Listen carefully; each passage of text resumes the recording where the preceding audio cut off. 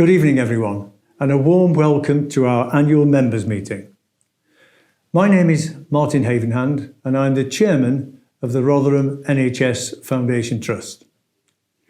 We're holding our annual members meeting online again this year to ensure that our patients and everyone watching this evening are safe from the spread of COVID. Following last year's annual members meeting, we believe that this format makes it more accessible, but we do welcome your feedback and indeed any questions that you might have, which we hope that we will be able to answer at the end of the meeting. Tonight's meeting is the annual opportunity for us to take a look back over the last financial year and to present to you, our members, partners and communities, a summary of how the Trust performed, our challenges and our highlights from the last year. Clearly, it's been a year to remember and one that none of us will ever forget. It is so important to recognise the challenges that we faced as a Trust and also the way that we overcame those challenges, many of which were unprecedented across the NHS as a whole. The past financial year has brought into focus the work that we need to continue doing to ensure that the Trust is sustainable financially, but also providing quality care to our patients. We do not underestimate the challenges that lie ahead. During 2020-21, our financial position actually improved. This was due in part to the funding that we received as a Trust in response to the COVID pandemic. This has enabled us to improve our wards for patients and help them to return home when it is safe for them to do so. We'll hear a little bit more about our financial position from our Director of Finance, Steve Hackett, later in the evening. As a Trust, quality remains our top priority. Patient safety, clinical effectiveness, and patient experience are at the heart of everything that we do, as we continue to implement a number of initiatives to improve patient experience and patient outcomes. In July 2020, the Care Quality Commission, the CQC, carried out an inspection on the children's safeguarding pathway through our Urgent and Emergency Care Centre and through our family health services. The inspectors found improvements had been made since they last visited the Urgent and Emergency Care Centre in August 2019. And they also identified where further work is still required. Overall, our Trust CQC rating remains as requires improvement. We still have improvements to make, and we have plans in place that are currently being implemented. We are a key partner in the Rotherham Place and the Rotherham Place Plan, and we continue to work with our colleagues at the Clinical Commissioning Group, that's the CCG, our local mental health trust, RDASH, and Rotherham Metropolitan Borough Council, where we work on shared priorities. Work also continues in developing the South Yorkshire and Bassetlaw Integrated Care System, which becomes a statutory body from April 2022. Over the year, the Trust has faced many challenges, not least in having to navigate the choppy waters of this COVID pandemic, but also the related challenge of keeping our patients safe and supporting our colleagues working tirelessly on the front line. This work has garnered immense support from the Rotherham public too, which has been a huge boost to all our staff here at the Trust.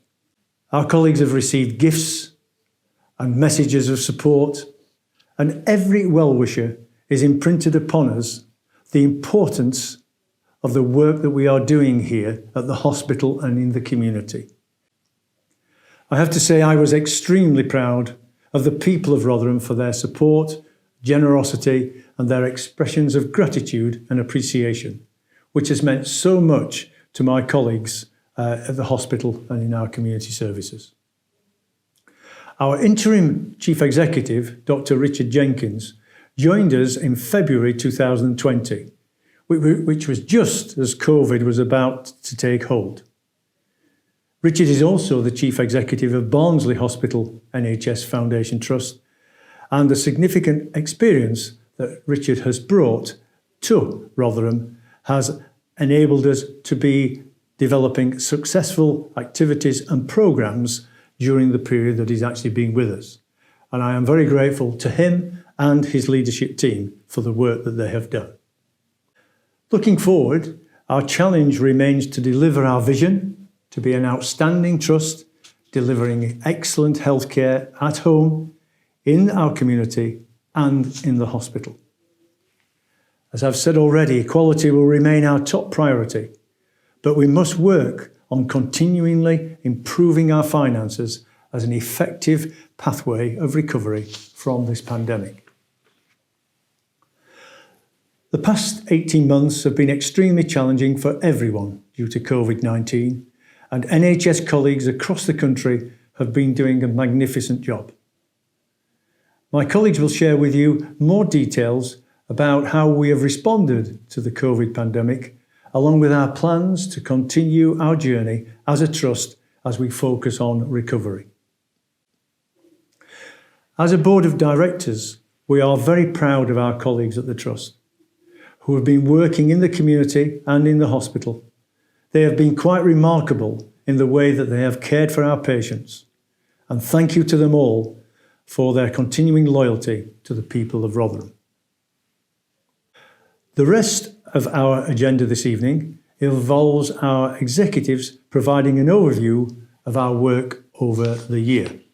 We will then switch to a question and answer session where we will answer questions that have been submitted by you in advance or questions that have been submitted during the evening while our meeting has been going on. And please don't forget that you can use the Q&A button on your screens at any time during the meeting, and we will endeavour to answer your questions at the end of the presentations. I would now like to hand you over to our Chief Executive, Dr. Richard Jenkins.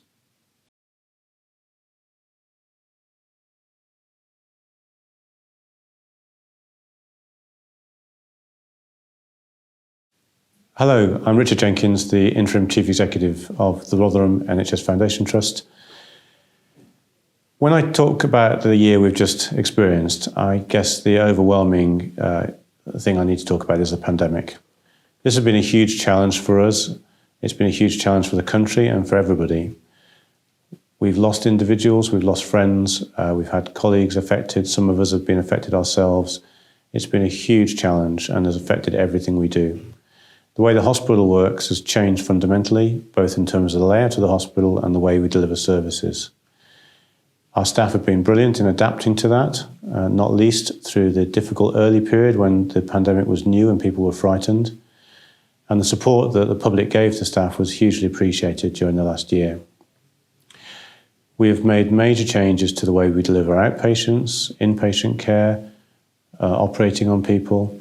But we're also very conscious that some of that has made it more difficult than usual to offer the high standards of care we'd aspire to. We've had to take difficult decisions around delaying operations to focus on the care of the most sick patients and also to restrict visiting to protect the vulnerable and to keep the hospital as safe as possible. We're very grateful for the work our staff have done during this period and also for the support that the people of Rotherham have given us to adapt. During the year, we have taken a lot of effort to support our staff through the difficult circumstances.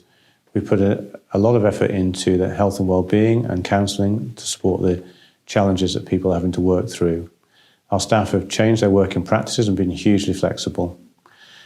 We were absolutely thrilled then when we got the National Staff Survey results back for the Trust, which showed that we were the most improved trust in terms of ranking in the country, going from 90th to 38th in the country out of 119 trusts. We know there's more we can do, but that's a really great achievement, and I think it reflects the support that staff have experienced during the last year. A key focus for us has been the delayed waiting times. Rotherham has always been good at making sure operations are done in a timely way and diagnostic tests are done in a timely way. But during this year, in line with other trusts, we've had to let those times slip out to allow us to focus on the sick patients with COVID. We're now working very hard to recover those waiting times, and I'm pleased to say we are making progress there. But I think it's important we apologise to anyone whose care has been delayed unavoidably due to the pandemic. We've done a lot of work this year on our waiting times in the Urgent and Emergency Care Centre, or our A&E department. We know prior to the start of the year we were challenged with long waits in the department and long waits for ambulance handover. We're very pleased that we've managed to tackle both those issues to a good degree, and we're now finding that Rotherham is talked about across the region as having excellent ambulance handover most of the time and compared to other trusts. But we know there's more to do there, and that will remain a really important focus for me personally and the organisation over the next year. During this annual report update, you'll hear from members of the executive team about their own portfolios and areas. You'll hear from Angela Wood, our Chief Nurse, from Callum Gardner, our Medical Director, who will talk about the quality of care that we deliver. You'll also hear from Stephen Ned about the HR and workforce issues, and Steve Hackett, who's our Director of Finance. Ian Hinnett, our Director of Estates, will talk about what we've been doing during the last year to make sure that the hospital is in the right shape and the services are organised properly to deliver care in the COVID era.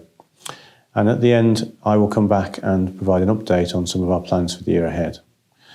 But before that, we're going to hear from a patient who's used the services during the last year and their experiences, and also from Dr. Katie Shuker, who works in our intensive care unit.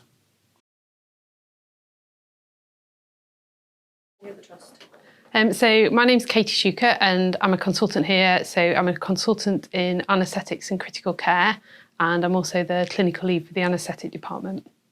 I just started as the anaesthetic clinical lead, and there was a memo that came round from the World Health Organization about a novel virus in China. And I can remember just bringing it to one of our meetings and just passing the piece of paper around and saying to colleagues, oh, just at the end of the meeting, there's a novel virus in China. Ha ha ha.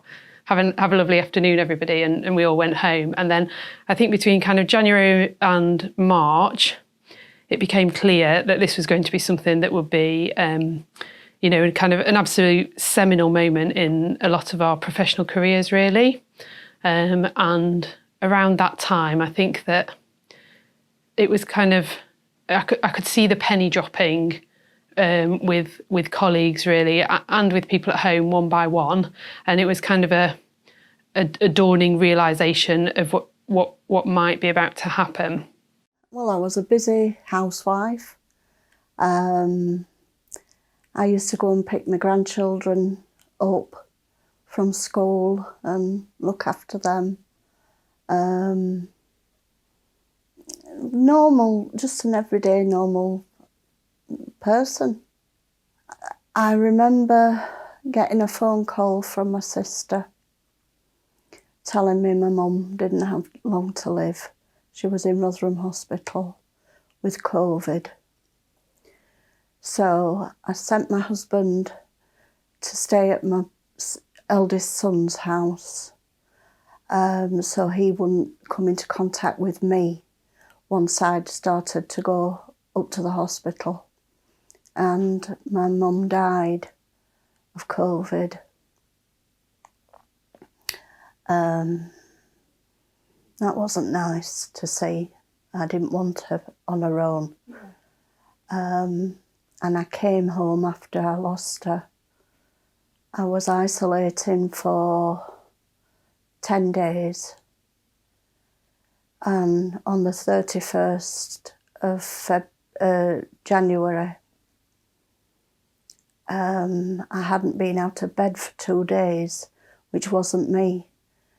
And Dave, my husband, he was bringing me shopping and just leaving it on the doorstep for me. And he noticed I'd not been picking things up. So he came in the house and he found me. I wasn't in a good way. He rung paramedics and everything, and I was admitted to Rotherham intensive care, which I can remember going out into the ambulance, and then it's a blank until I came round in March, April time. Then there was a period of time around kind of March, April time where we were asked to prepare for something that was pretty spectacular, really. So we were asked in the anaesthetic and critical care department to potentially provide intensive care beds for a really huge number of patients. And I can remember around that time having a period of probably a month or so where myself and my colleagues, I think we really did just run on adrenaline, really. And fortunately, what we were asked to prepare for never occurred quite at the degree that we were asked to prepare for it. In that time, we'd completely transformed the way that the department worked.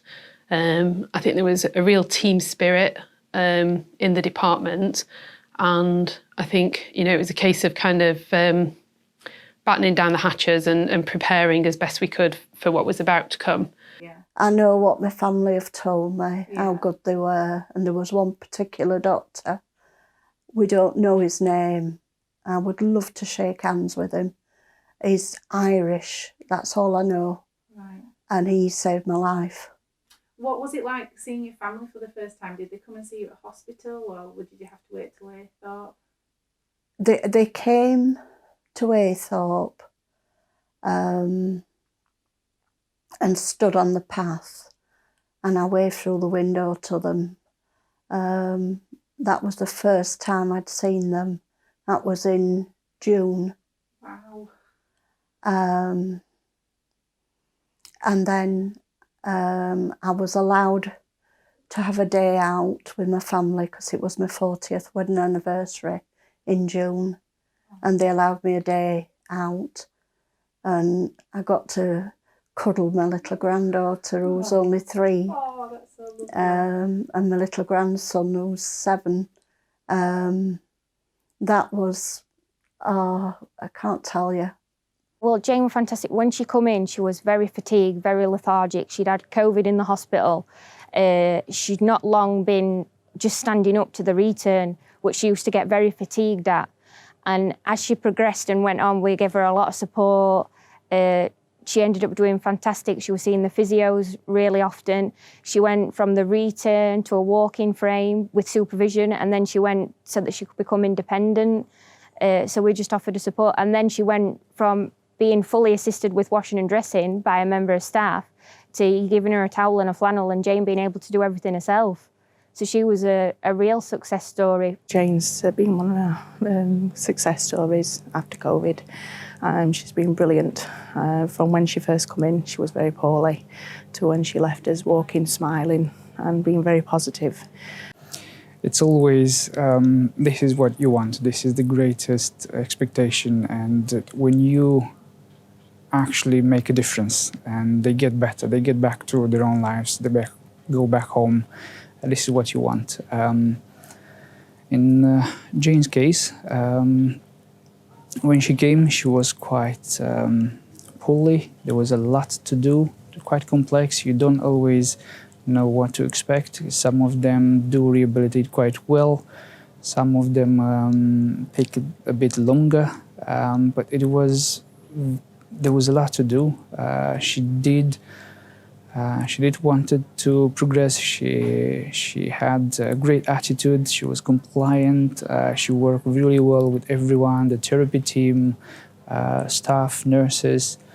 So it was really, really good to see her going home. Jane has gone from literally being in bed at a hospital, suffering from COVID, not knowing if she's going to make it or not, to literally going home with her family and being at home with her husband now, just having carers coming to see her a couple of times a day. I can wipe a kitchen worktop down, and that's about all I can do. I need help getting dressed. I need help getting bathed. I have a commode to use when there's nobody in the house, because I'm not allowed upstairs. It enables you to reflect on the good care that you delivered as a team. So one lady that I'm thinking of in particular, I genuinely think that she's alive today because of the standard of nursing care in particular that she received. So I can remember we were resident nights here, and I went to see this lady at 4 a.m, and she was extremely confused. And at 4 or 5 a.m, I think we had a choice between sedating her quite deeply or literally one of the nurses sitting with her, mopping her brow, soothing her, talking to her, and they did that. And to this day, I think that's why she survived. It makes me feel really proud, to be honest, to know that. So yeah, we've definitely had some good news stories, definitely. So in a few days' time, I'm 60. So what we were going to do this year for the double celebration, we're going to do next year as a family and go to Monkey World. I know I've been very lucky. We lost family members to COVID. So prior to my mum dying. So I know how bad it can be. I didn't realise that I was at risk of getting it as bad as what I got it. I thought I'd just lose my taste and smell and feel a bit off for a few days. But that wasn't the case, as we all know. As we all know, yeah. I wouldn't be here if it wasn't for their care. Prior to the COVID pandemic, if a colleague went through a difficult time, I think people would support them, but would be less explicit in saying that that's what they were doing. Whereas now I think quite often my colleagues will call me and speak to me, and I reciprocate and very openly say, I'm worried about you, I'm checking on you, and things like that. So I think coming together has probably helped from that point of view. We've done other practical things as well. So the Trust put in counselling, which colleagues are attending. I can remember after the first wave, we had a meeting in the postgrad, which was kind of an evening debrief for some intensive care colleagues. We've also started to do social things again, which is it's just lovely, really. So that's really nice. So, trying to get patients to be empowered and to be involved in trying to improve their own health, I think is probably key to kind of improving. We can only do so much as a hospital alone, because sometimes we only see the very end of the disease process. If you kind of take that argument to its logical conclusion, you think that we could almost be the starter place for trying to roll out better health for everybody living in the locality, really. So I think that's another, I think we knew that already, but COVID's just reinforced that for us as well. I feel so proud of how we as a team have responded to it. And I think if I had to choose one word to describe a lot of my colleagues, it would genuinely be that they were brave. And I think that really when push came to shove and the chips were down, the vast majority of people really upped their game. And I suppose if what I would like to do is draw people's attention to that, because I think, it's been quite a time in history, really, and I'm genuinely proud of how my team around me have reacted to it. So so just thank you for the opportunity to kind of thank them, I suppose, really. And hopefully on to better things. So.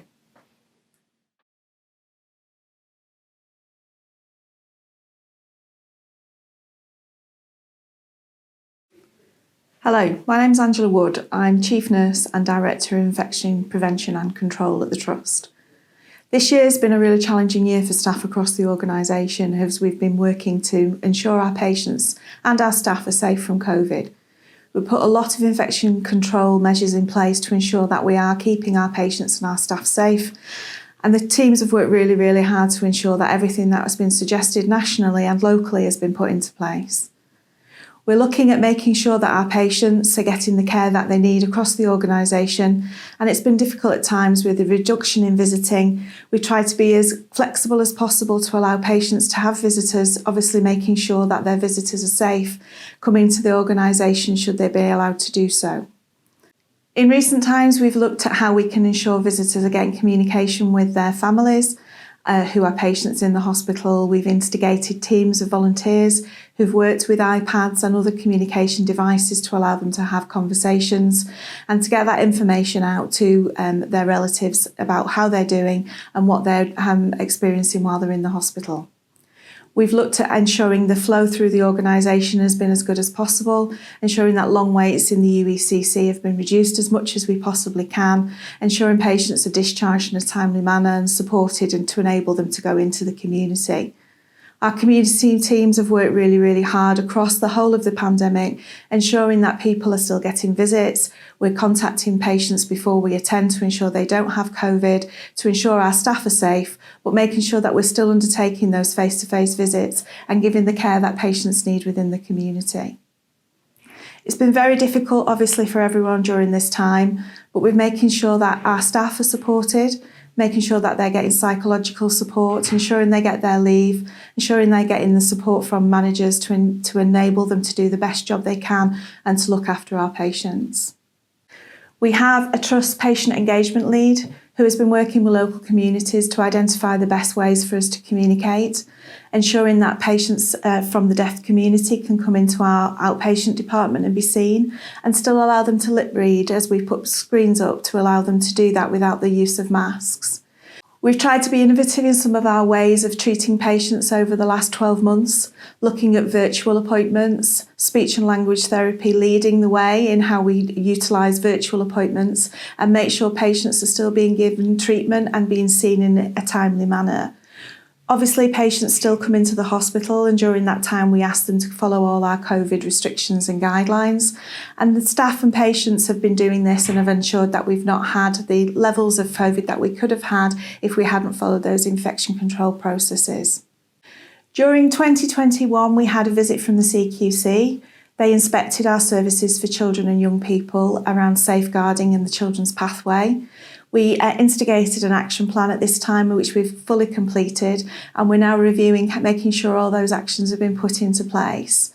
We're now looking at the next CQC inspection that recently occurred and how we'll take that forward. The report for that will be published shortly. As you're aware, it's been a really difficult time over the last 12 months for our staff dealing with a pandemic and ensuring our patients are as safe as possible during that time, still giving the care and treatment that they need. I'd like to thank all the staff who work across the organisation for all they've done for our patients and how they've looked after each other to ensure that we've been able to come through the pandemic and we're able to move into our recovery period the best way we can.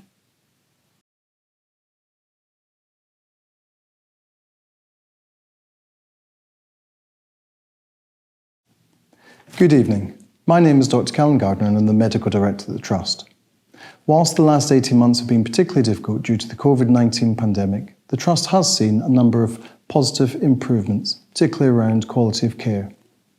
The fundamentals of care will continue to be a key priority for the Trust this next financial year, and we will continue to focus proactively on engaging in the national Get It Right First Time programme, which looks to maximise not only quality of care but also efficiency, for which the Trust continues to have one of the best reputations nationally and regionally and within the whole of Yorkshire and Humber. One of the Trust's mortality scores continues to be higher than the national average, and mortality will therefore also continue to be a key priority for improvements throughout the next financial year. The impact of COVID-19 on our mortality figures has made it very difficult to measure the impact of all the quality improvement work we've been doing in this area. But recent evidence would suggest that there is a positive fall in mortality rates. And we will continue to focus on ensuring that we fully understand the drivers for this performance, focusing on the 3 C's: quality of care, case mix and coding. And we will also continue monthly reporting to the Trust Clinical Governance Committee, which I chair, the Trust Safe and Sound Mortality Group, the Quality Committee and the Board of Directors. Whilst the Trust has made good progress on a number of patient flow initiatives throughout 2021, such as the Safer Flow Bundle, key work streams will continue further into this financial year, supported by a new central command centre which is fully integrated into the Trust's IT systems. The last 18 months have been particularly difficult for many, many staff and their families and their patients. And I'd just like to take this opportunity to thank them all. All staff that have supported the Trust throughout the last 18 months, their families, and all Rotherham Place stakeholders who have helped support us in order to make sure that we deliver the best care possible to our patients under very, very challenging circumstances. Thank you.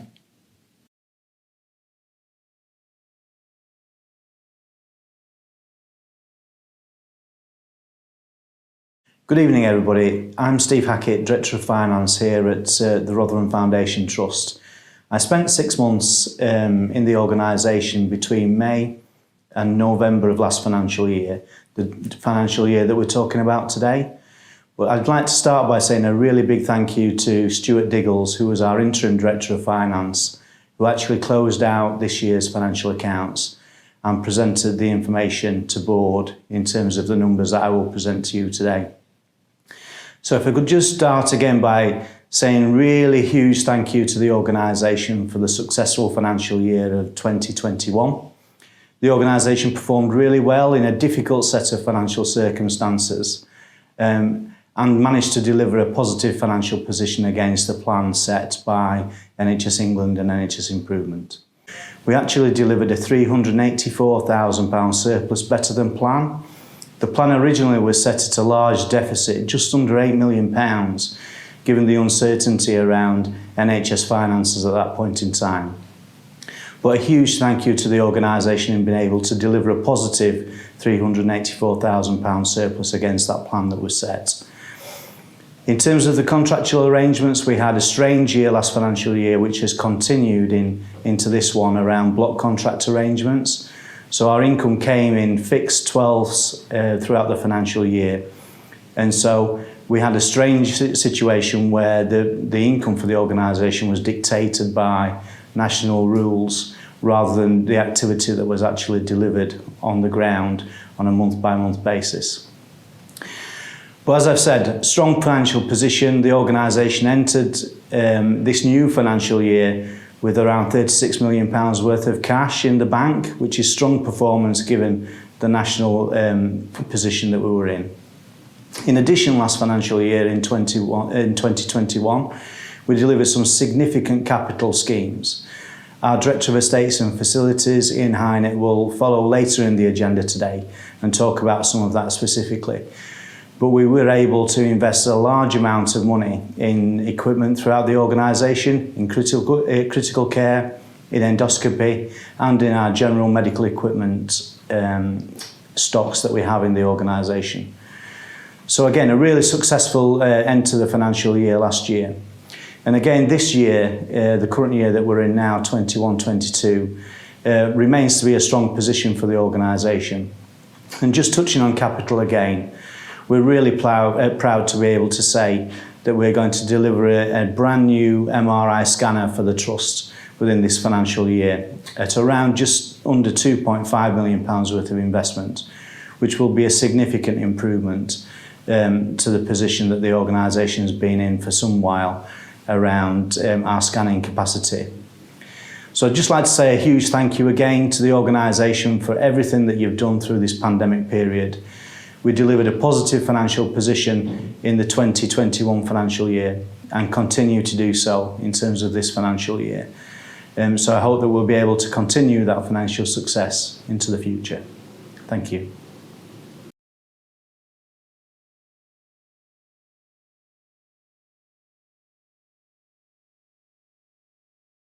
Hello, I'm Ian Hynett, Director of Estates and Facilities, and I'd like to share with you some of the developments we've been working on to help keep the hospital environment as safe as possible for our staff and our patients over the last year.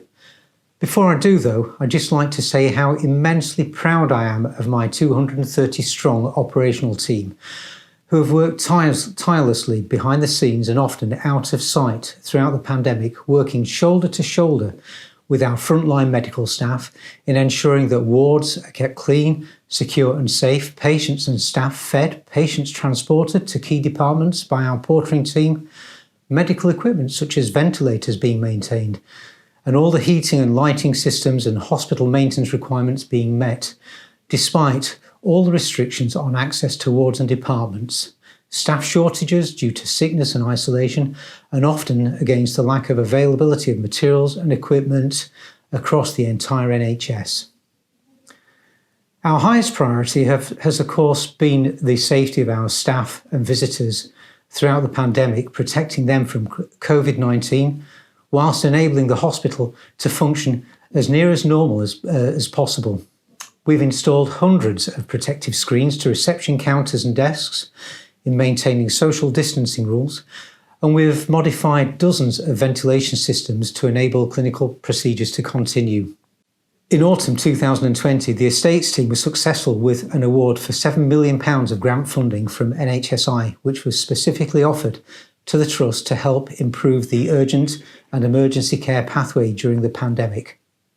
Despite restrictions on accessing departments during the pandemic, the estates and facilities team have been very busy with several fast-track developments, including upgrading and extending the intensive care unit to accommodate the significant increase in demand, redevelopment of 5 new bays in the emergency department's resuscitation suite, which enabled staff to safely treat patients who may have been COVID positive whilst minimising the risk of cross-infection, thoroughly refurbishing Ward B6 to provide a modern and fit-for-purpose ward environment which can flexibly adapt to accommodate surge capacity for additional intensive care requirements, and construction of a new patient discharge lounge which improves patient flow and the availability of beds and helps patients to depart from the hospital with dignity, ease and convenience.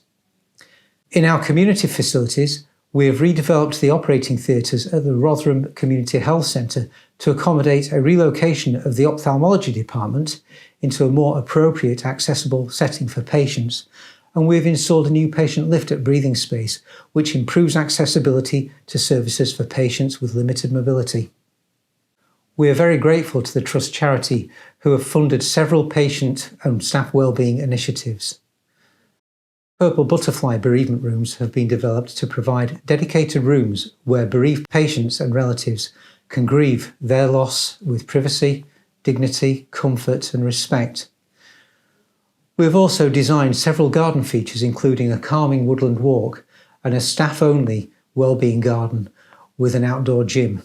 In February 2020, we commenced work on a £19.5 million scheme for upgrading the heating infrastructure at the Rotherham Hospital, replacing all the ageing infrastructure, heating boilers, and the installation of a new combined heat and power plant, which generates electricity on site and recovers waste heat to heat the hospital.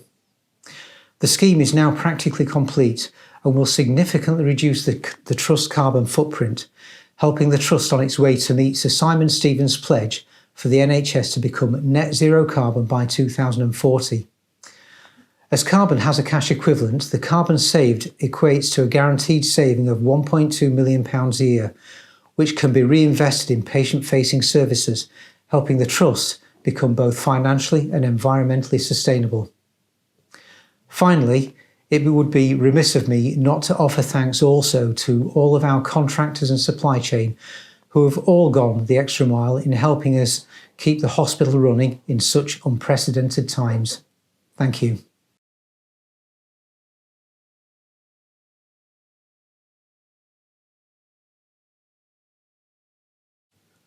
Hello, my name is Stephen Ned and I'm the Director of Workforce here at Rotherham Foundation Trust. We'll discuss some of the initiatives we have introduced to support staff over the past year, but first we're going to share a number of interviews with some of our community staff members to hear what their experiences were of working during the pandemic and how they were supported by the Trust and each other.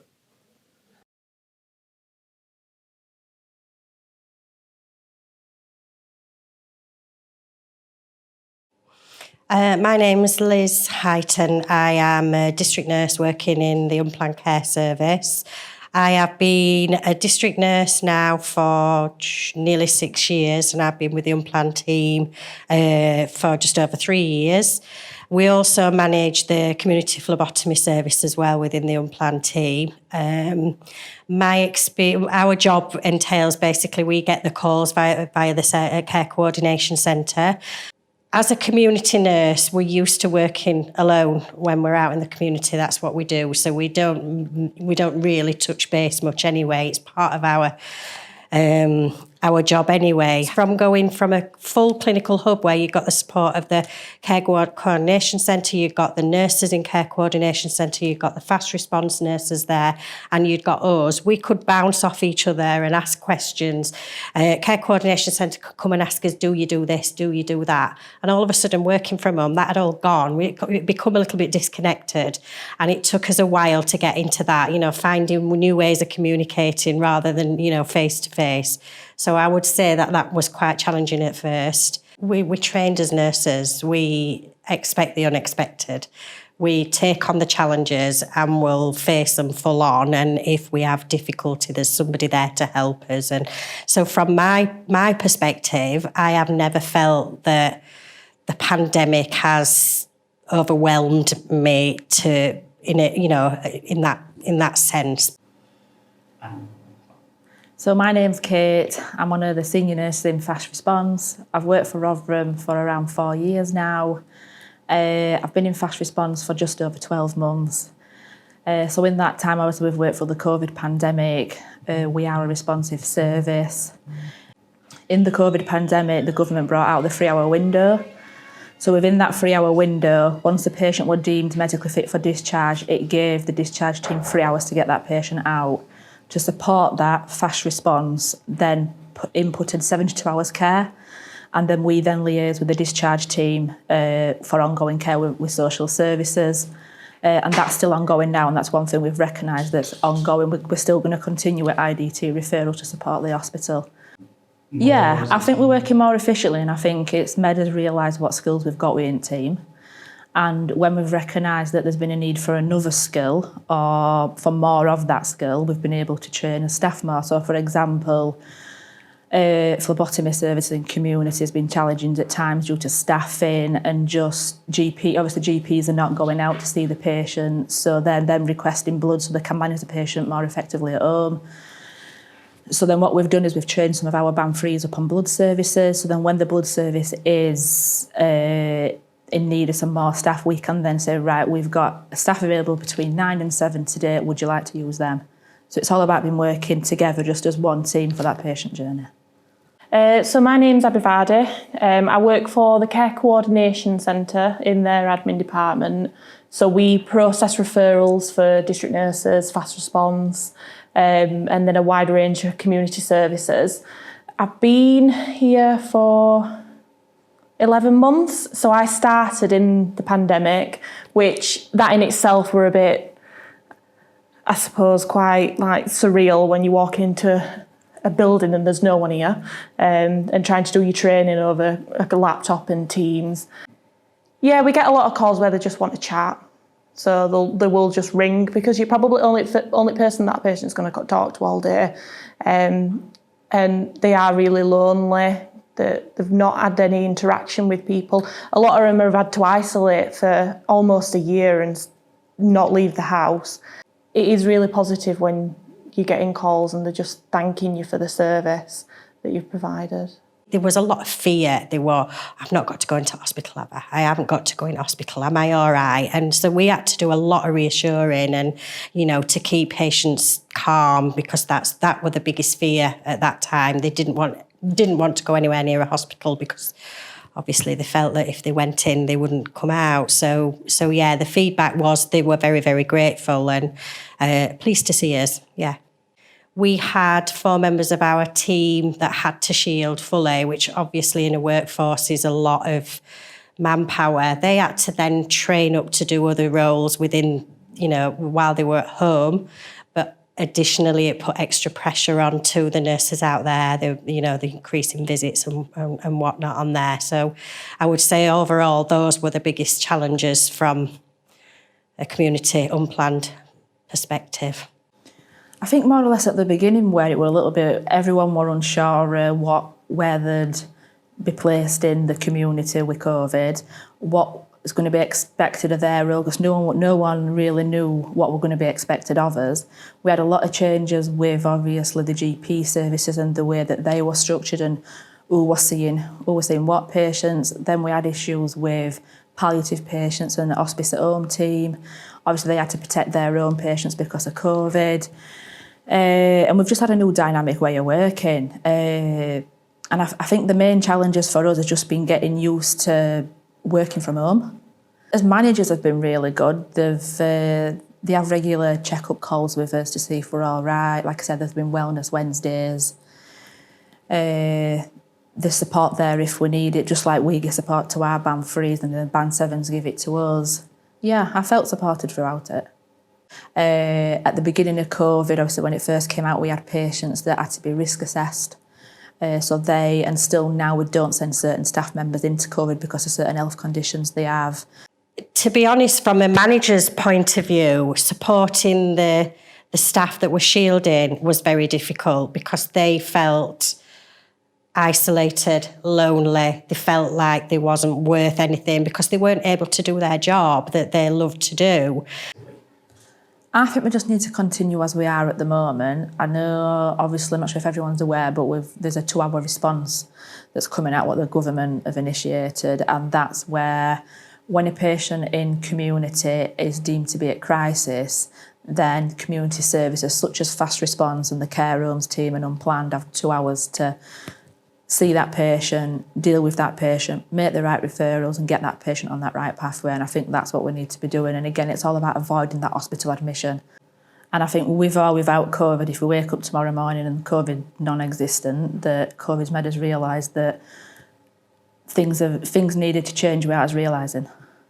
And now the things that are in place are working more effectively because patients on that right pathway.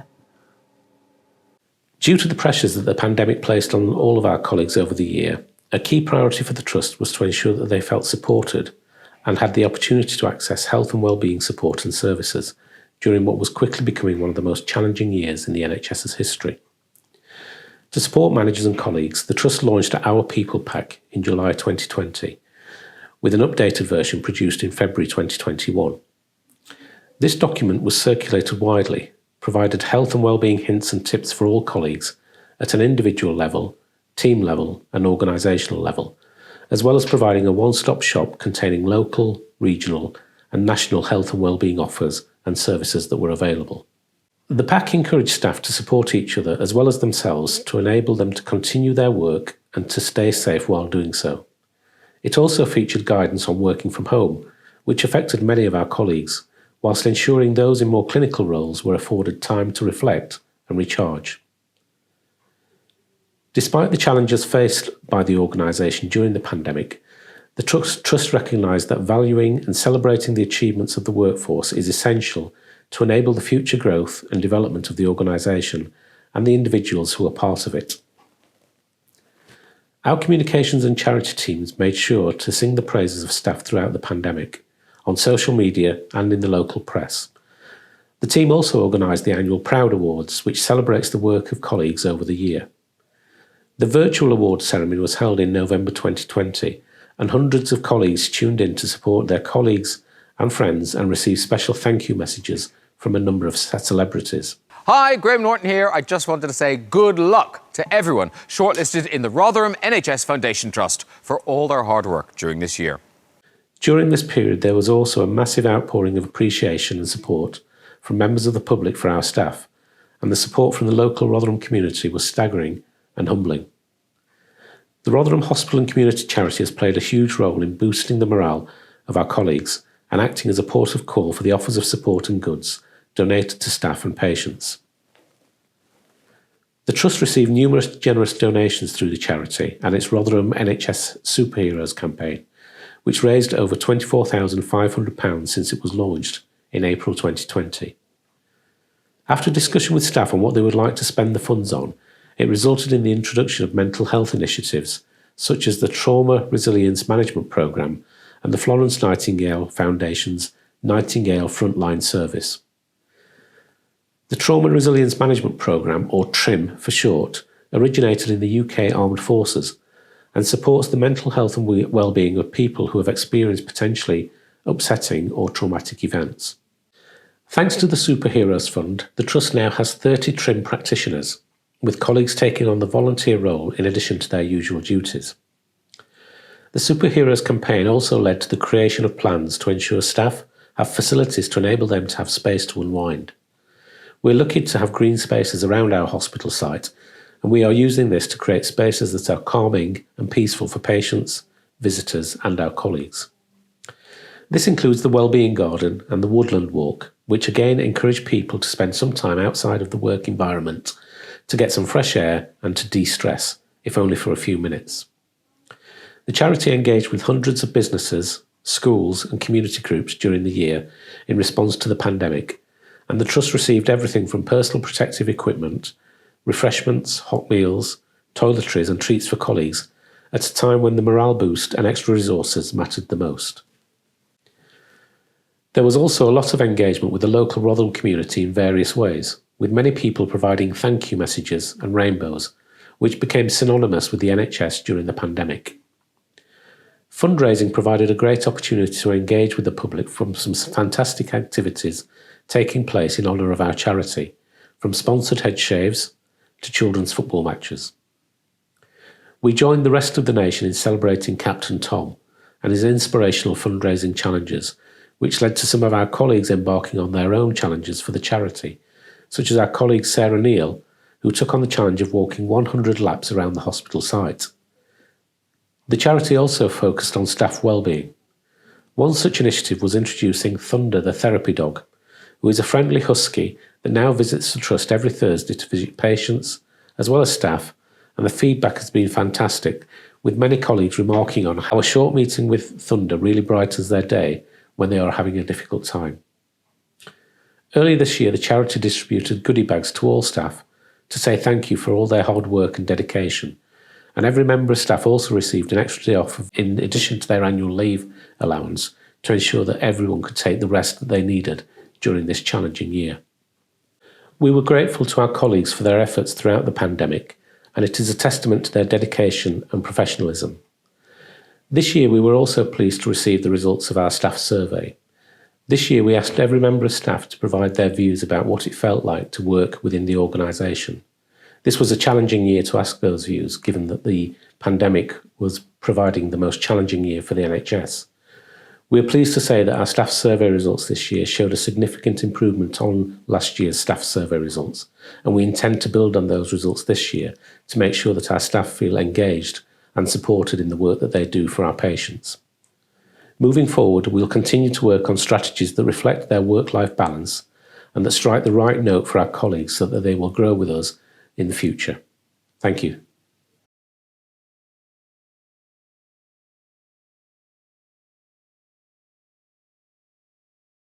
Hello, I'm Gavin Barker, an Audit Director with Mazars. This short presentation is on behalf of myself and Mark Dalton, who was the engagement lead for the 2021 audit, but who was unable to join me for this recording. I acted as audit manager on this year's audit, and 2020-21 was Mazars' first year as the Trust's independent external auditor. We issued our audit strategy memorandum, which is our term for the audit plan, in January 2021 and presented it to the audit committee on the 29th of January. The main areas of our work are the work we do on the financial statements of the Trust in order to give an audit opinion on those statements, and our value for money work.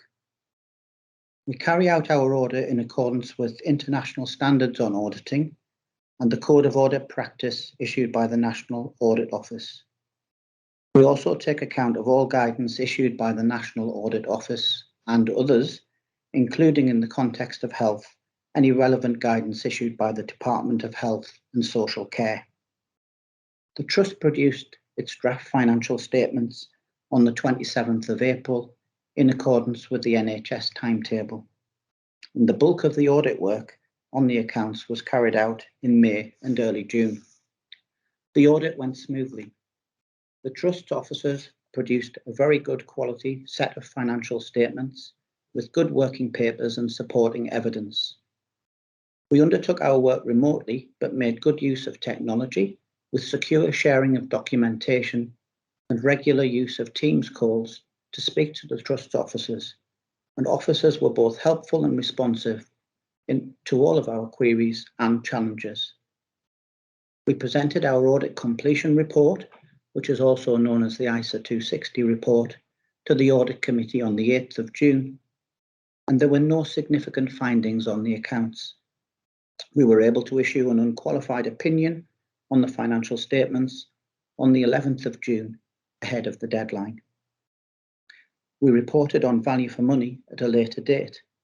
Arrangements for value for money changed this year, reflecting a new code of audit practice issued by the National Audit Office. We're now required to prepare a narrative report called the Auditor's Annual Report, which sets out our findings and conclusions in relation to the Trust's arrangements across 3 key criteria: financial sustainability, governance, and improving economy, efficiency, and effectiveness. We no longer present a qualified or unqualified conclusion on value for money, but we do have to report on an exception basis if we identify significant weaknesses in arrangements, and we also have to make recommendations in relation to those significant weaknesses. We reported 3 significant weaknesses and recommendations in relation to the Rotherham NHS Foundation Trust. The first were the issues the Trust itself had identified in the first half of 2020 in relation to the need to strengthen its governance and financial management arrangements. The second was to address the issues raised by the Care Quality Commission during the year in relation to the quality of patient care. And the third were to address some historical breaches in licence conditions in relation to financial planning. We're pleased to report, though, that all the necessary actions were already in hand by management and the board, and our recommendations did not raise any new issues. They only emphasised the importance of implementing the existing action plans as quickly as possible and ensuring that the improvements made are sustainable. We reported these findings to the Audit Committee on the 30th of July.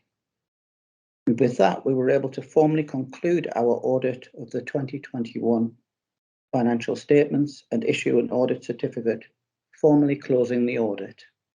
The Auditor's Annual Report has been published on the Trust's website in the Key Corporate Documents section and is available if anybody is interested in reading more detail of our findings and conclusions.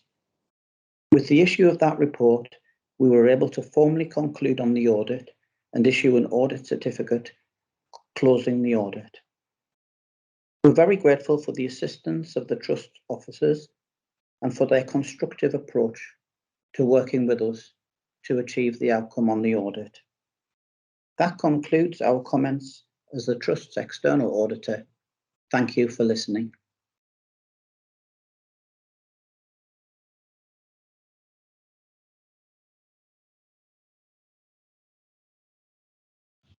Hello.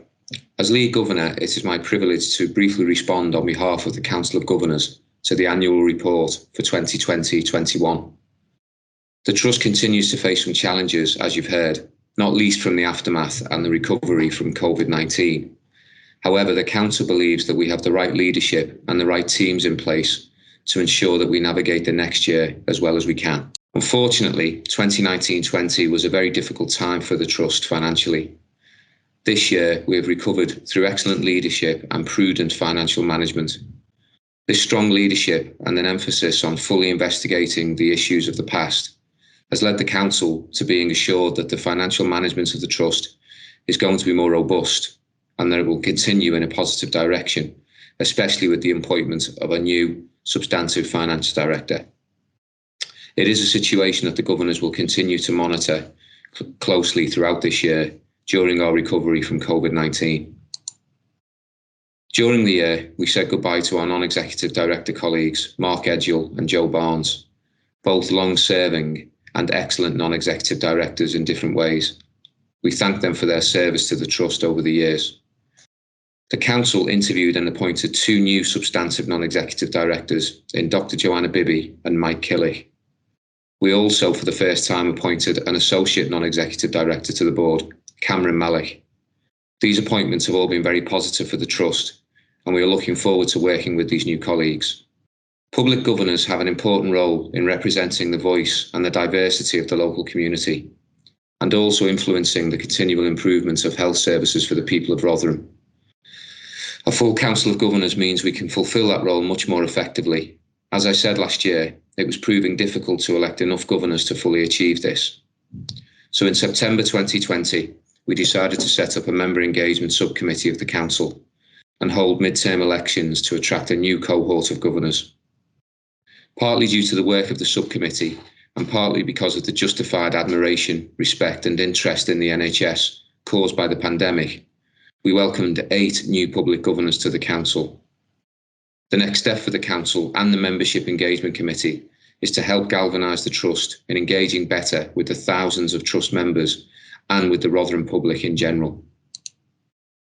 Finally, I want to say that last year was an even more challenging year for the Trust, covering as it did the bulk of the COVID pandemic. The Council want to take this opportunity to once again pay tribute to everyone who works for the Trust and all of the NHS staff in Rotherham for their dedication and hard work, both before and during this crisis. It is not over quite yet. In order to operate effectively, the NHS relies heavily on its people. The NHS staff in Rotherham have not let us down, and the Council ask that the Trust remember that when supporting staff in their mental and physical health and well-being going forward. Thank you and good evening.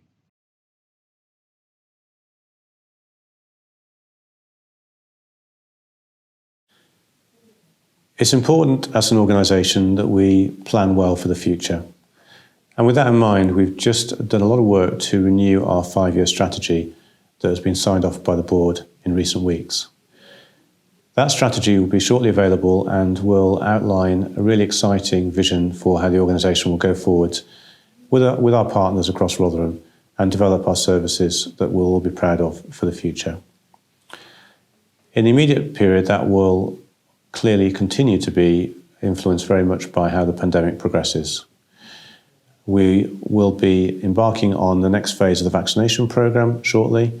We'll also be continuing to work very hard to make sure that we catch up with our long waiting times and our diagnostic waiting times so that we can get back to the levels of service that we delivered before the pandemic. We'll be doing a major piece of work on improvement around the Urgent Emergency Care Centre and our A&E in partnership with staff, as this is such an important part of the services we deliver that we really need to get that as right as we can. We'll continue to look to deliver higher quality services.